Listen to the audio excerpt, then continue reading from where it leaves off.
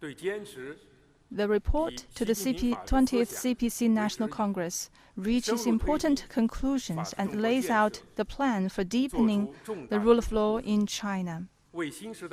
This points the direction for exercising law-based governance on all fronts and establishing China as a socialist country under the rule of law in the new era. In his report, General Secretary Xi Jinping mentioned the term rule of law 23 times, showing the importance the party attaches to this field of work.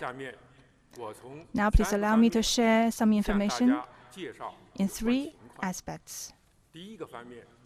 First of all, Xi Jinping Thought on the rule of law makes ingenious contribution to the Marxist theories on the rule of law. Since the 18th CPC National Congress, General Secretary Xi Jinping, as a Marxist statesman and a strategic thinker, with profound insight and theoretical ingenuity, has focused on exercising law-based governance on all fronts. A question of our times crystallized the quintessential elements of ancient and modern thought on the rule of law in China and beyond, and proposed a series of new philosophies, ideas, and strategies that are strategic, action-oriented, truthful, and enlightening, forming the Xi Jinping Thought on the rule of law. This is the most important defining outcome of the development of the rule of law in China since the 18th CPC National Congress.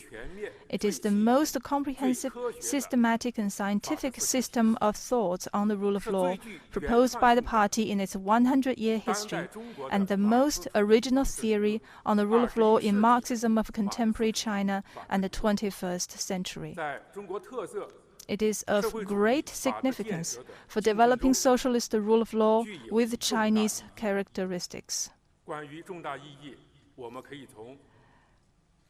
As for its significance, we can look at it from the following aspects.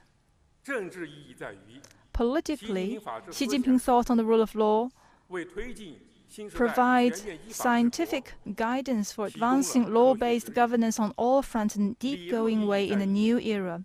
Theoretically, it is another historic leap in adapting Marxist theories on the rule of law to the Chinese context and to the modern times. Action-wise, it brings about historic transformation and achievements in comprehensively advancing law-based governance in the new era. From a historical perspective, it is a creative evolution and innovative development of the fine traditional Chinese culture. Second, Xi Jinping Thought on the rule of law guides us in opening up new horizons in advancing the rule of law in China. The CPC Central Committee, with Comrade Xi Jinping at its core, makes exercising law-based governance an integral part. We have made in-depth progress in promoting a socialist system with Chinese characteristics. We have convened for the first time a central conference on the rule of law, strict observance of the law, and the society-wide awareness of the rule of law has transfused strong momentum in advancing the rule of law in China.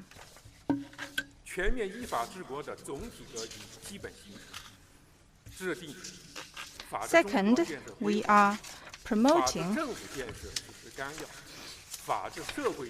and implementing the guidelines for implementing the rule of law in all aspects. The government, society, and the country under rule of law is basically in shape. The top-level design has been gradually improved to make it more holistic, coherent, and systematic.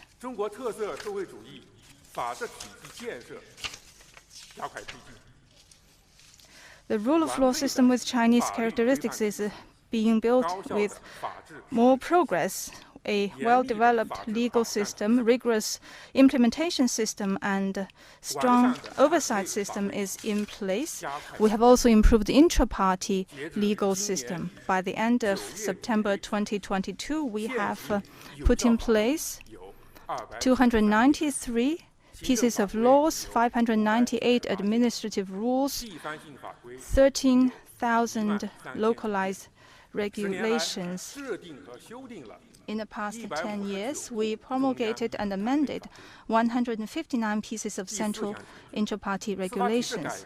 We have made major progress in reforming the judicial system.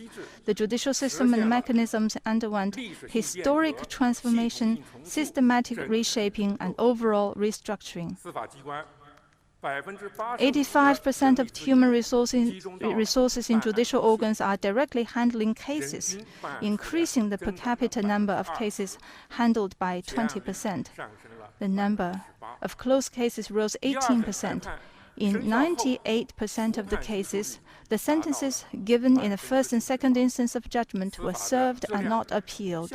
Judicial quality, efficiency, and trustworthiness continuously improved. Stronger protection has been provided for social fairness and justice. The support mechanisms for making sure all are equal before the law have become more robust. The guarantee for human rights with the rule of law is stronger. Law enforcement has become more strict, procedure-based, impartial, and civil, effectively ensuring that the people enjoy a wide range of rights and freedoms within the confines of law and fulfill their due obligations. Third, following the guidance of Xi Jinping Thought on the rule of law and advancing the rule of law in China in the new era, we will further study and implement the spirit of the 20th CPC National Congress, derive great energy from Xi Jinping Thought on the rule of law in comprehensively advancing law-based governance, and translate it into fine practices so as to enable higher standard rule of law in China. Going forward, we will focus on the 4 areas. Improve the socialist legal system with Chinese characteristics with the Constitution at its core. The Constitution is the fundamental law of a country, the general statutes for governance. It is important to comprehensively enhance its implementation, conduct better constitutional oversight, and truly uphold its sanctity and authority. We must follow the Constitution as the overriding law, make deep-going efforts to make laws in a well-conceived and democratic way and in accordance with the law. We will step up legislation in key, emerging, and foreign-related fields, and pay more attention to incorporating core socialist values in order to make the Chinese system of socialist rule of law more scientific, well-developed, coherent, and authoritative.